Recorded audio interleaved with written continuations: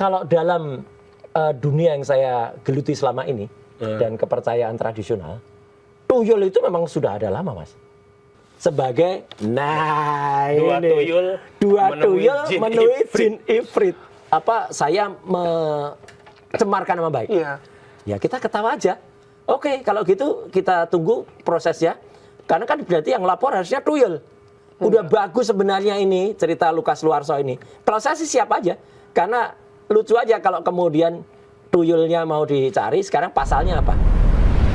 Nah, yang lucu lagi, ini yang lucu nih, ya.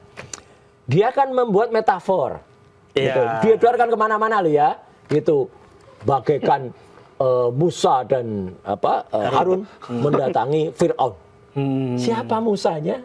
Siapa Fir'aunnya? Nah itu kalau ini terus terang ini hati-hati kalau kemudian ada yang manfaatan Panji aja dilaporkan kok. Ini penistaan agama ini. Bisa masuk ya. Iyalah, Nabi Musa, Nabi Harun itu salah dua dari nabi pilihan dari Sidratul Muntaha yang dari Allah yang kemudian ditugaskan untuk waktu itu menjaga Sidratul Muntaha ketika Nabi Muhammad SAW melaksanakan Isra Mi'raj. Ketika naik di lantai ke-7, ketika melewati lantai 5 itu ketemu Nabi Musa, melewati lantai 6 itu ketemu Nabi Harun, lantai 1 ketemu Nabi Adam dan nabi-nabi yang lain. Ya kok seolah-olah mereka memetaforkan itu. Maka tadi nama yang Mas sebut, seorang wartawan senior, Mas Lukas Luarso itu sebenarnya membuat sebuah tulisan yang menyelamatkan sebenarnya. Dan tulisan itulah yang aku quote sebagai dua tuyul menemui jin ifrit. Nah ini Mas yang jadi ini jadi soal sekarang. Iya, yang Egy Sujana melaporkan Mas karena itu. Iya, karena kan ketawa saya. Iya, kan ketawa saya. Artinya dianggap saya mencemarkan nama baik. Iya. Ya kita ketawa aja. Oke, kalau gitu kita tunggu prosesnya. Karena kan berarti yang lapor harusnya tuyul. Loh iya kan? Polda Metro Jaya harus menemui tuyul. Apa bisa tuyul ini dikatakan? Tapi sebenarnya tidak hanya ini. Jadi kan ini kan sebenarnya penghalusan banget lah ya dari cerita yang disebutkan seolah-olah surat At-Toha. Udah bagus sebenarnya ini cerita Lukas Luarso ini. Kalau saya sih siap aja. Karena lucu aja kalau kemudian tuyulnya mau dicari, sekarang pasalnya apa? Bahkan Mas, sorry Mas, kalau dalam dunia yang saya geluti selama ini dan kepercayaan tradisional, tuyul itu memang sudah ada lama Mas. Ada. Dalam cerita pewayangan.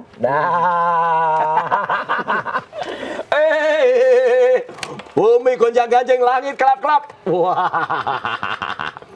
Alkisah. Di dalam dunia pewayangan, itu memang ada yang disebut tuyul. Dan tuyul ini, nah ini salah satu contohnya. Ini yang namanya tuyul. Tuyul itu tipis bedanya dengan pocong. Jadi ini hitam putih. Ini sekarang ceritanya, apakah benar tuyul lagi menghadap jin ifrit? Saya gambarkan dengan ini karena Petro ini memang yang pernah jadi ratu, ya Prabu Kantong Bolong. Jadi sebenarnya cerita tuyul ini ya folklore, gitu loh. Cerita-cerita yang silahkan kalau ini mau dilaporkan gitu loh. Tapi kan lucu banget. Dan tuyul itu gitu Mas, muncul secara tak terduga. Iya. Itulah tuyul. Bumi gonjang-ganjing. Kita tunggu laporan berjalan ya sampai dengan tuyul nanti ditangkap. Ya, siapa itu tuyulnya? Dan kemudian siapa yang sebenarnya dituduh menjadi tuyul-tuyul ini? Tapi katanya kata Mas Egy itu katanya selain kata-kata tuyul itu juga ada kata pengkhianat Mas. Pengkhianat. Apalagi penjilat. Siapakah yang mengutamakan siapakah yang menggunakan kata-kata itu silahkan saja. Memang dilaporkan dua orang. Saya dan Bang Ahmad Kozunudin. Saya tidak ingin juga menjerumuskan Bang Aka, tapi kami waktu itu memang sedang membersamai tiga pejuang waktu itu, Pak Rizal Fadila, Bu Kurnia Triryani dan juga Mas Rustam ya, ketika lagi diperiksa. Saya ingat betul malam itu saya datang, kemudian kita konferensi di luar, saya mengibaratkan kita membersamai dan kita bahkan pejuang yang kalau ada dua tuyul, saya bilang gitu ya.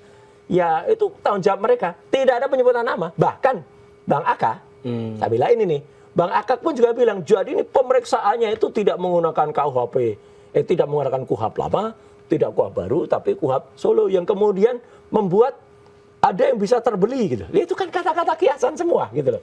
Terbeli kemudian apakah Anda pejuang atau pecundang atau apalah pengkhianat. Dan itu memang sahabat kita, salah satu lawyer juga namanya Bang Gafur, sudah mengecek di KBBI Mas. Mas Alwi, di Kamus Besar Bahasa Indonesia. Yang disebut pengkhianat itu apa? Ya kalau melarikan diri dari kelompoknya, itu pengkhianat. Sekarang dari berdelapan, yang melarikan diri siapa? Ya kan tidak yang berenam. Kalau 6 tuh nggak melarikan diri, melarikan sama-sama namanya.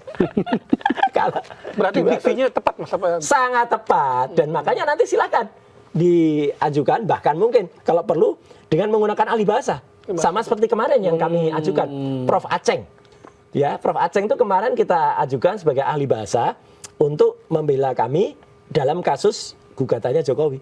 Dan kata Prof. Aceng, ya, diksi yang digunakan baik oleh Dr. Tifa, oleh saya, oleh Dr. Rismon, ya, itu sama sekali jauh dari itu namanya pencemaran, apalagi penghinaan, ya. Karena diksi itu adalah diksi ilmiah untuk pengetahuan 99,9% palsu. Diksi ilmiah ya. Iyalah, kan Tapi kita ngomongin berbekal jelas. Ya, gitu. ngomongin soal RJ, beberapa relawan Mas Roy juga sempat ke sini dan dibilang bahwa dia dihubungi untuk dirayu. Betul. Katanya dirayu untuk sudahlah damai saja. Ada iming-iming tertentu. Ada iming-iming Betul, tertentu, gitu. betul. Mas Roy Suryo melihatnya seperti apa? Ya inilah memang godaan atau gangguan ini memang sudah kami alami bahkan sejak kami awal. Contohnya gini, kalau teman-teman mau ingat, tanggal 15 April ketika tim TPUA itu rombongan itu berniat mendatangi UGM dan juga Kota Solo, ya, itu kan bis yang mengangkut TPUA kan sempat terhambat atau dihambat lah di tol, ya, gitu. Jadi dibuat supaya tidak sampai. Iya, akhirnya baru nyampe tapi siang telat. Akibatnya awalnya 3 orang inilah, saya, Dr. Rismon dan Dr. Tifa yang memang sudah datang tepat waktu di UGM jam 8 pagi dan kemudian diterima. Nah sebelum berangkat itu juga Egy Sujana kan tiba-tiba nggak muncul. Padahal dia kan pemimpin rombongan. Isunya kan macam-macam. Ada yang bilang Egy ditangkap, tapi ada yang bilang Egy katanya lagi ngopi-ngopi di Citos. Kan macam-macam lah gitu ya. Tapi mana yang benar? Ya silahkan ditabayunkan gitu loh. Cuman menurut saya gangguan itu sejak awal sudah ada, Mas. Udah ada. Terus di tengah perjalanan ya, udah mulai ada ancaman-ancaman Bang Rismon. Itu mobilnya dirusak ya gitu. Ada banyak dikempesin 2 di roda. Saya juga mengalami hal yang lucu-lucu lah. Tapi sepertinya apa? Ada lucu-lucu aja deh pokoknya. Jadi saya bilang bentuk teror atau apa, Mas? Ya, yang saya pikir ya itu kerjaan dari tuyul-tuyul kayak gini ya. Tuyul lagi balik lagi. Iya, tuyul lagi lah itu kerjaan tuyul. Tadi saya anggap lucu-lucuan aja lah. Saya kan selalu menanggapi itu dengan ketawa aja dan lucu aja. Terornya itu seperti apa, Mas? Maksudnya teror yang dialami Mas? Banyak lah. Dr. Tifa juga ngalami, putranya yang ada di Bandung juga diteror. Nggak usah lah, itu bukan lucu-lucuan aja. Tapi kalau iming-iming ada tuh? Enggak ada. Kalau saya mau ngiming-ngimingin apa? Ketawa aja kita kalau mau diiming-iming. Ya, gitu. Misalkan proyek berapa miliar gitu? Enggak lah. Enggak dan enggak akan tembus. Gitu. Nah, tapi iming-iming itu memang ada di beberapa kawan, beberapa kuasa hukum kami. Iya. Itu dapat WA. Orangnya sama atau ada orang berbeda juga dengan yang pernah mengantar Egy dan DHL ke Solo. Jadi kayaknya ini, Mas, kayaknya mereka itu sekarang lagi ada broker. Lagi membentuk kompetisi broker untuk memecah belah. Untuk memecah belah. Siapa yang sukses nanti akan dapat gitu. Kan ada yang sukses. Iya kan, 2 orang yang kemudian menemani Egy dan DL itu, dan saya kenal betul siapa mereka. Mereka itu kan kayak orang-orang yang dulu merusak juga partai yang pernah saya ada di dalam. Iya kan, itu yang merusak juga mereka. Orangnya sama. Troublemaker ini orang-orang ini, ya gitu, inisial D sama inisial R ini. Ya. Jadi udah kenal lah saya dengan orang-orang itulah gitu kelakuannya, dan itulah yang dipakai oleh Jokowi untuk kemudian merusak kami. Dan sekarang pun bahkan jahat banget.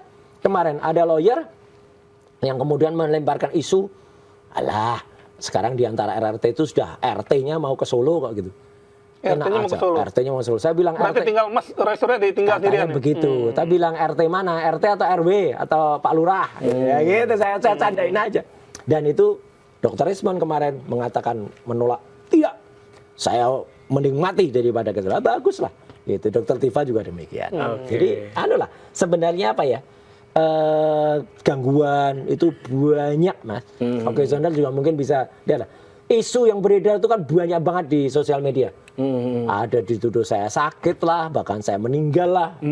Luar biasa jahatnya lah. Gitu. Ada yang kemudian pemberitaan yang ngaco beliau Roy Suryo akhirnya tertangkap, tertembak kakinya gitu. Ini apa ini? Dagelan nggak lucu. Bukan dagelan lucu. Dagelannya lebih lucu malah dari Sri Mulat gitu loh. Ya, lebih lucu ini gitu. Tapi ya udah kita nikmati aja selama masih bisa kita ketawa aja Mas.